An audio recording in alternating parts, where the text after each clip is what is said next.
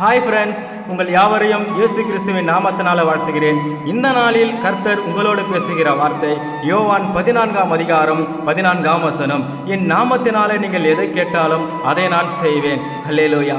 ஒரு குழந்தை தன் தகப்பன் கிட்ட, அப்பா அந்த பொருள் எனக்கு வேணும்ப்பா, எனக்கு ரொம்ப பிடிச்சிருக்கு, எனக்கு வாங்கி கொடுங்கப்பான்னு கேட்கும் பொழுது அந்த தகப்பன் நிச்சயமாக வாங்கி கொடுப்பாருங்க.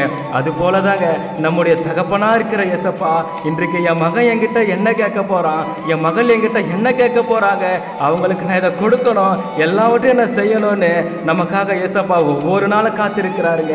நீங்க முழங்கால் படியிட்டு, இயேசப்பா என் கடன் பிரச்சனை மாறணும், என் வியாதி என்னை விட்டு மறையணும், பிரிந்திருக்கிற என் குடும்பம் ஒன்று சேரணும், எனக்கு இருக்கிற எல்லா தேவைகளையும் நீங்க தான்ப்பா செய்யணும்னு இயேசப்பா கிட்ட கேட்டு பாருங்களேன். உடனே இயேசப்பா என் மகன் என்கிட்ட கேட்கிறான், என் மகள் என்கிட்ட கேட்கிறாங்கன்னு உங்க மீது மனமிறங்கி உங்களுக்கு எல்லாவற்றையும் செய்வாருங்க.